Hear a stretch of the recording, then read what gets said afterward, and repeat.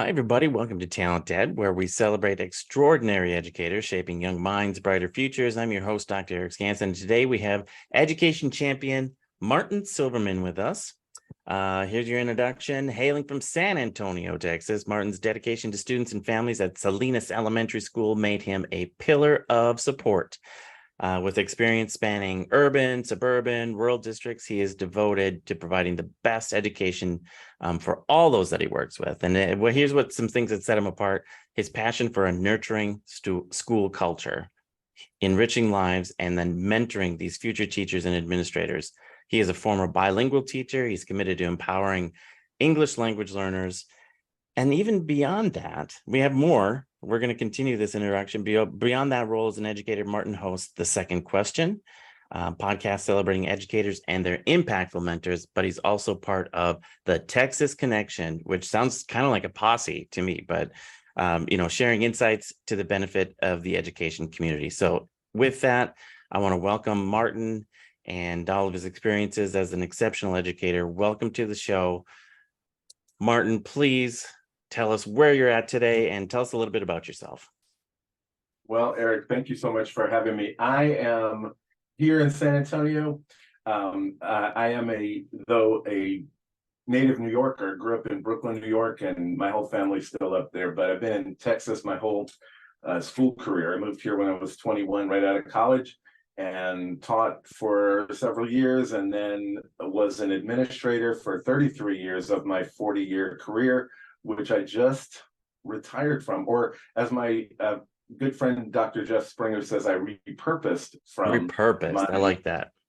Yes, from my educational career just a few weeks ago. So just embarking on a new journey, next chapter, and excited. I also am a writer. I have a book in the queue somewhere being edited, getting ready to be edited. That should be out hopefully soon, but could take a year. You know how that goes with publishing. But I publish blogs, I present at conferences, and I just love staying in the game of education and working with fantastic educators all over. Beautiful. Well, I mean, in your introduction, we talked a little bit about culture and mentorship and some of these areas. Can you share just even some personal experiences or insights that made you passionate about this area as you move on into repurposement? We're going to upcycle you. Isn't that kind of what we're doing here? That's we're right. Upcycle you. Hopefully not reduce, but reuse and recycle. I like that. I like part of it. Yeah, no, for sure. I learned as a young educator that education, while it's kind of a solitary mindset sometimes, you're part of a group, but when you're a teacher, you are kind of solitary. And so what I tried to learn was to use people around me as resources for knowledge and just improvement.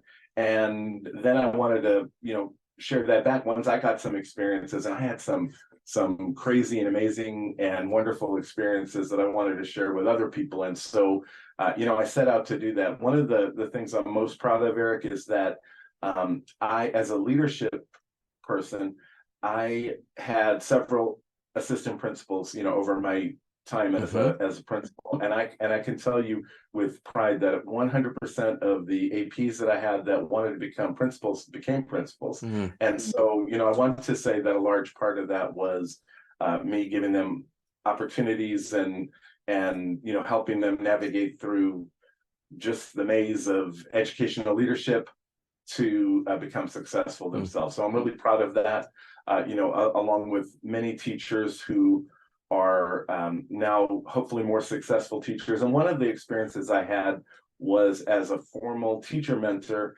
with an organization here in the state of Texas called the Charles Butt Foundation. They do a program for aspiring teachers.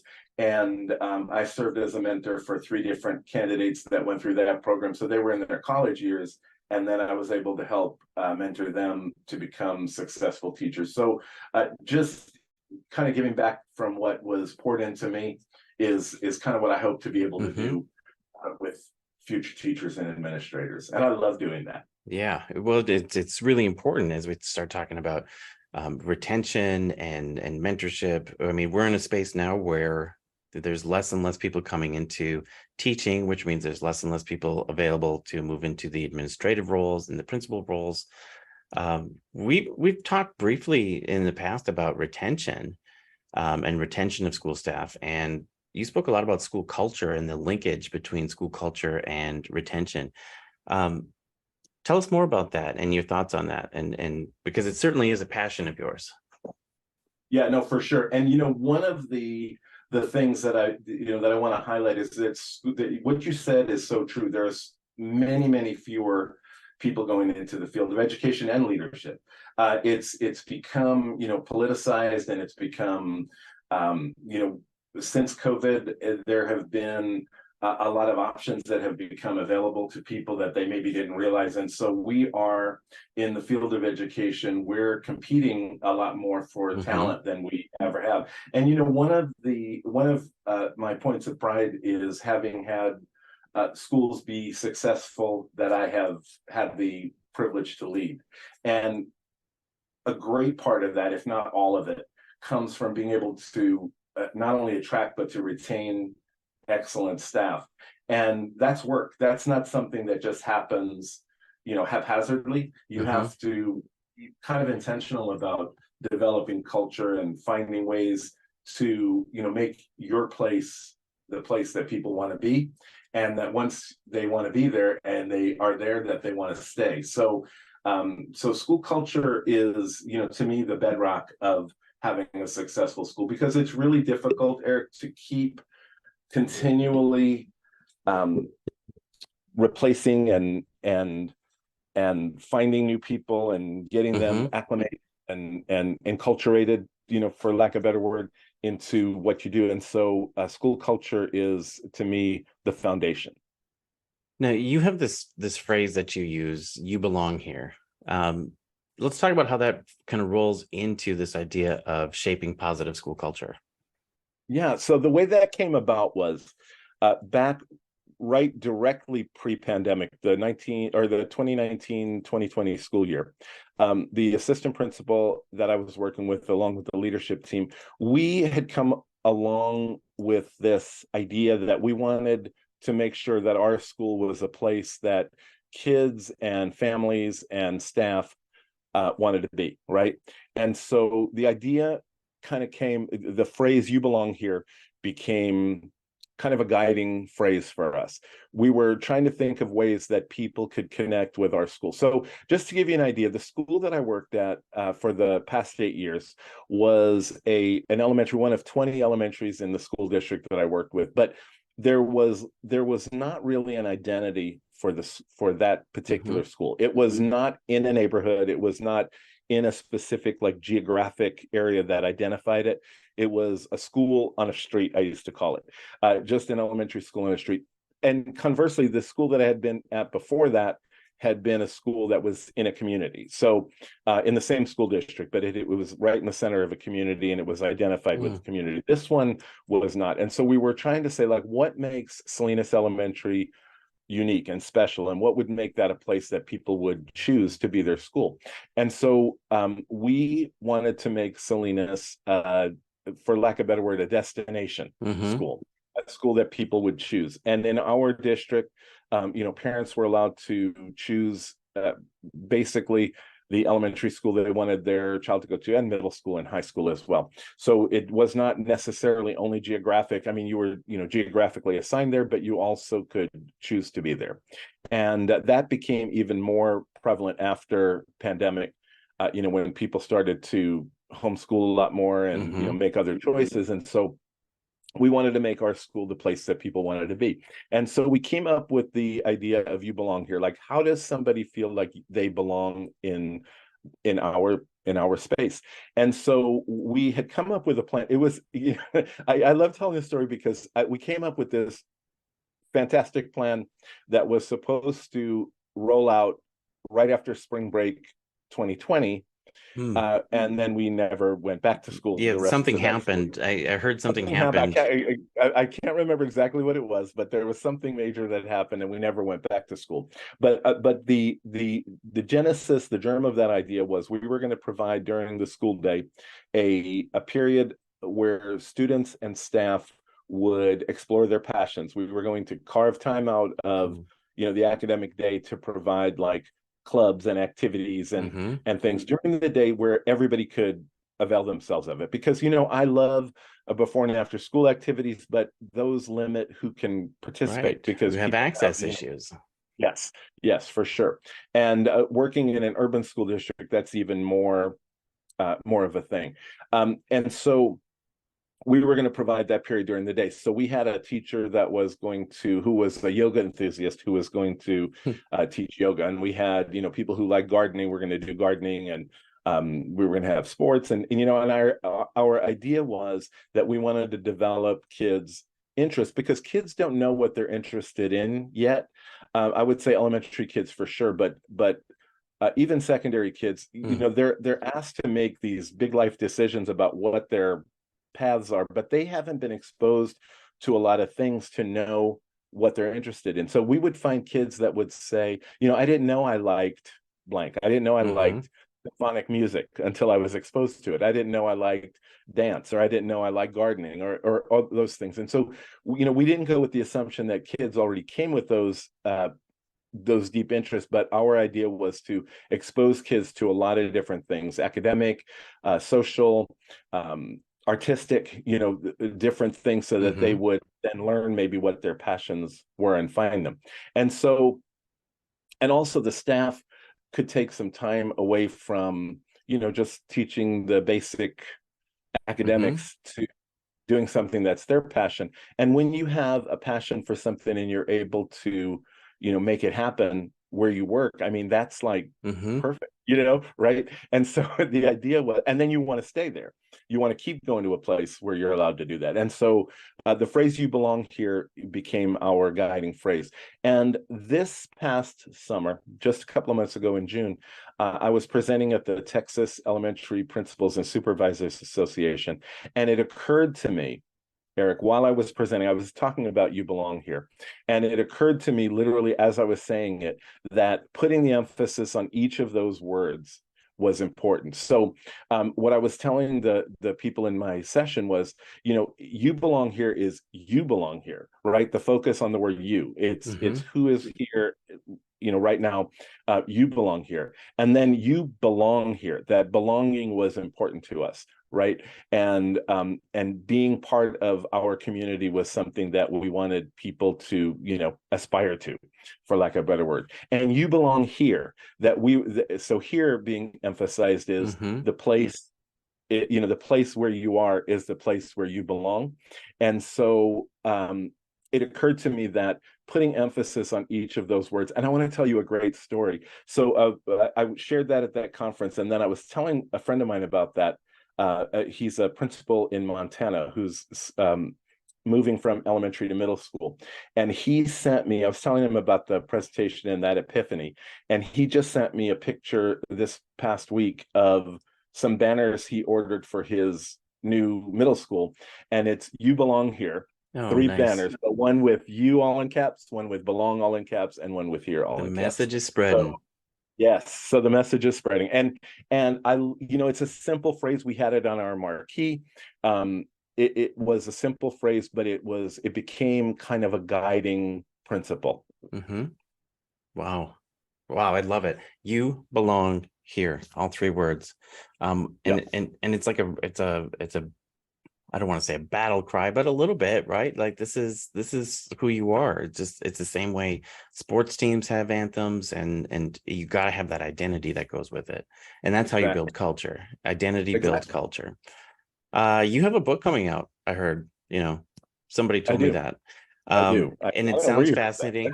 Why don't you tell us a little bit about it, and maybe just a sneak peek about what it's about and what to expect?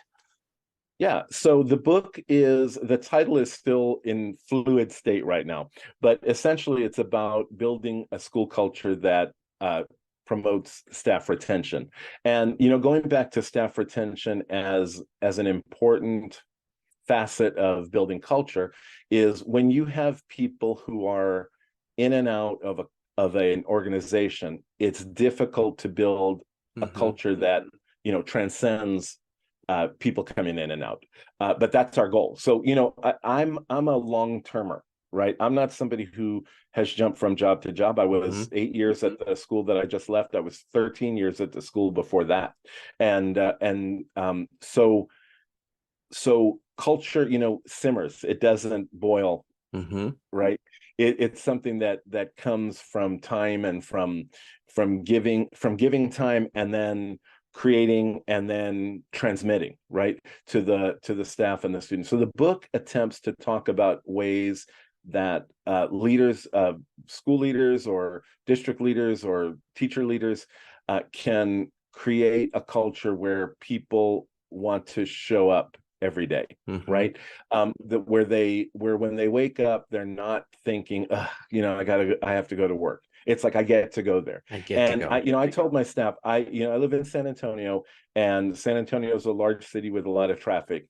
And I drove 31 miles each way from literally the far west side of this city to the far northeast side of the city through traffic every day, and happy to do it every single day because that was a place that I wanted to go to every day. Beautiful. And so the ideas in the book are to just provide mostly thinking points, but also some real things that you can actually do.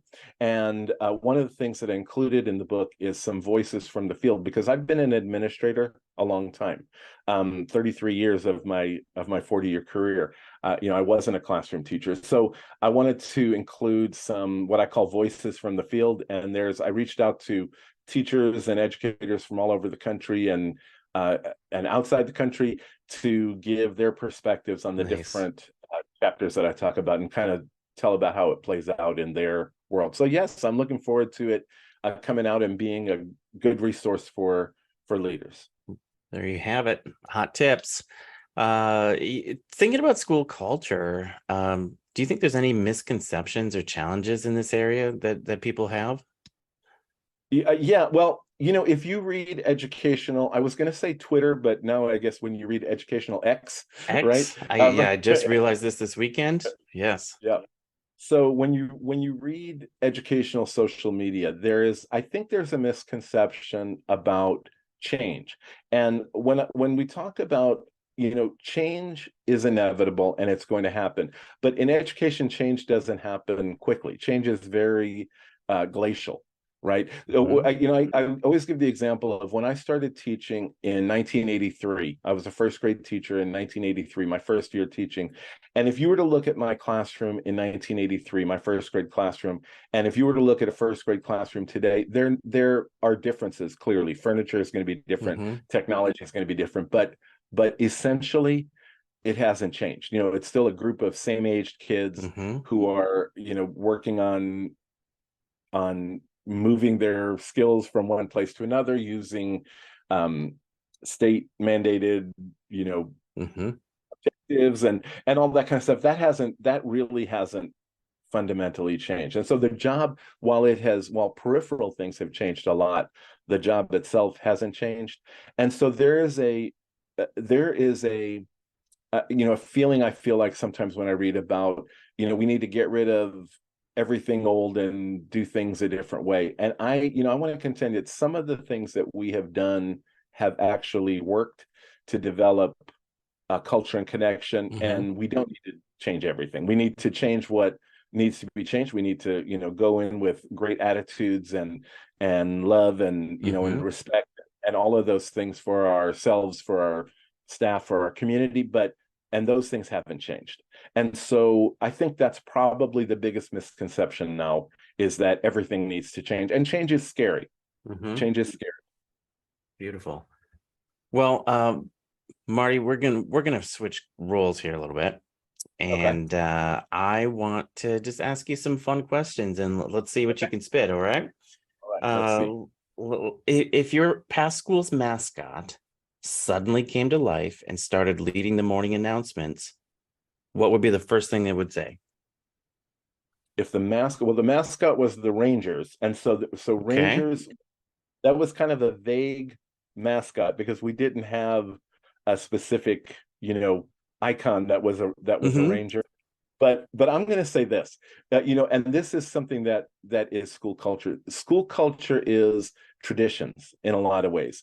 And so I did for 13 years at one school and 8 years at another. So 21 years total. I did my announcements exactly the same way every day. And people came back as adults and said, and could still do the announcements. Kids Hmm. could do the kids help with the announcements, and they knew the script, just from having heard it every day. Nice. And so I would hope that the Ranger would would come to life, and he would start. Good morning, boys and girls, faculty members, and all Salinas Rangers everywhere. I think he would start the same He way. would same way. He would Tradition. start the same way. He would. He would. Um, so as a principal for that many years, you must have had there must have been some epic pranksters or something that had happened. Do you have a most epic, memorable, harmless prank that you witnessed in as an elementary principal?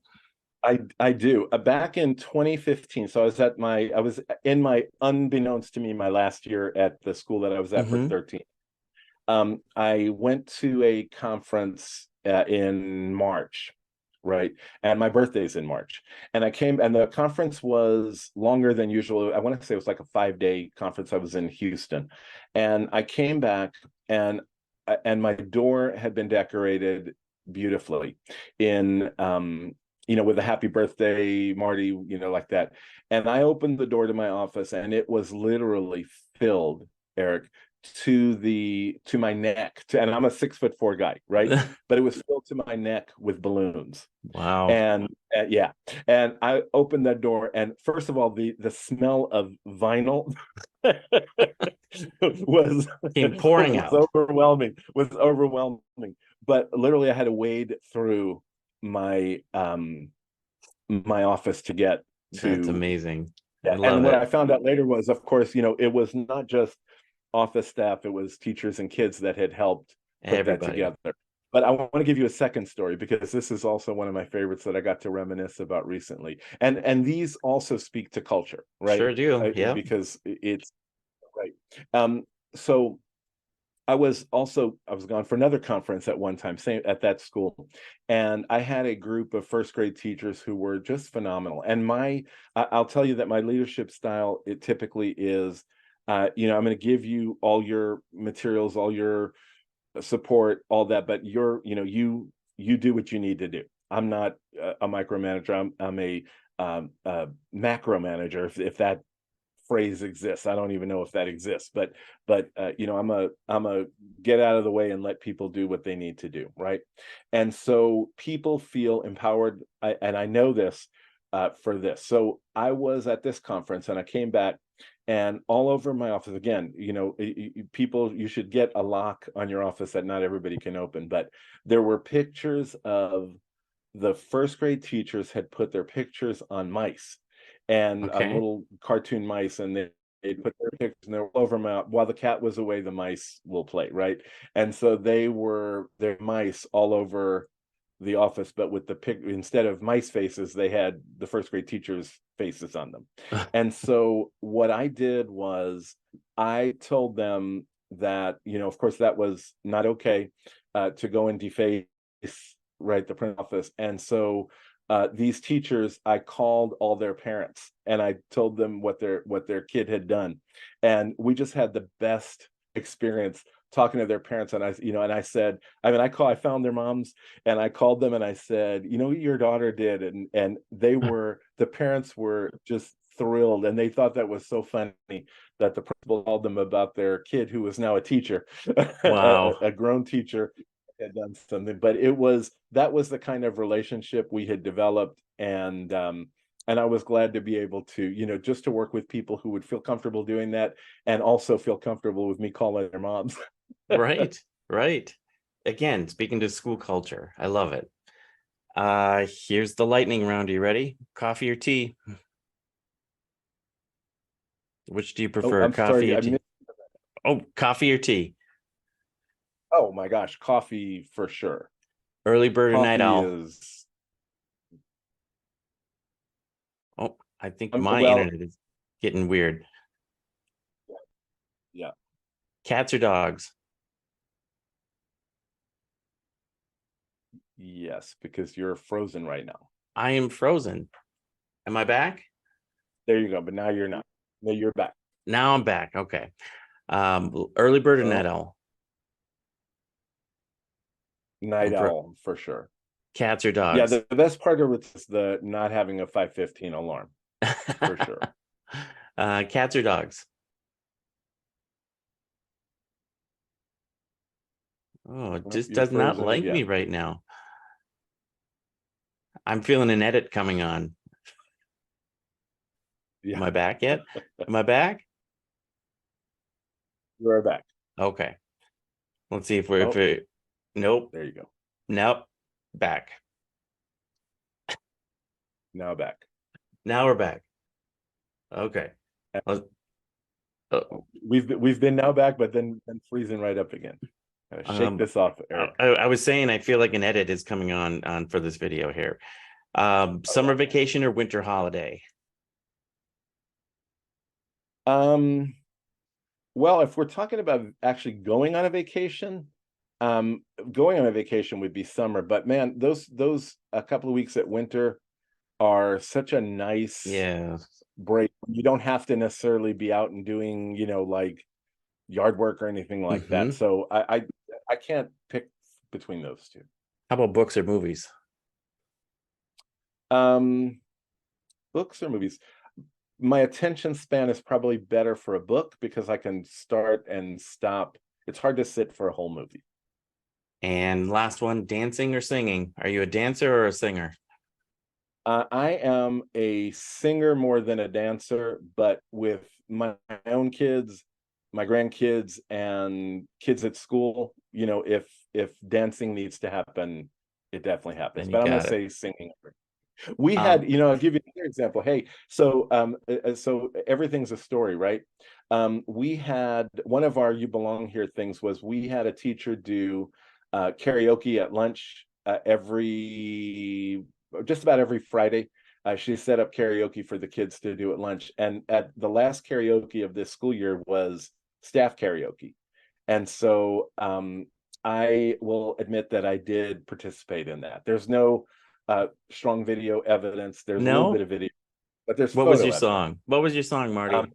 I sang "Landslide" with one of my after school care people, and I sang "Midnight Train to Georgia" with two other people. These are not like softball, low-hanging fruit Oh songs. no, Like you went no, for it. I love it. yeah, for sure, no shame, All right. no shame. Well, Marty, before we wrap up today, I want to thank you, but do you have a call to action for our listeners today? Yeah, I do. In general, a call to action for educators is don't sweat things that are minuscule pieces of what you do. Develop a big picture view of what you do. Know that love and talent go a lot farther than Mhm. knowing every discrete objective. You can learn how to teach math, but you can't learn how to love Mhm. and care for kids and communities. And so focus on, making school a happy place for people to be, and the learning will come. And I can tell you, Eric, that the data bears that out in my particular case. Wonderful. And this is why we get along so well, Marty. We have a copacetic value system there for sure. Absolutely. Well, everybody, again, Marty, I want to thank you for coming on the show today. If you want to know more about Martin Silverman, check him out, follow him on social media. And if you want him to come work with your schools, we'd be happy to help you book him and get him into your space. So with that, I want to thank everybody for tuning in to this episode of TalentED. And if you enjoyed this episode, please subscribe, leave us a review. If you have any suggestions for future topics or guests, please contact us. And until next time, keep learning, keep growing, and stay PKS, which is positive, kind, and supportive, everybody. Thank you.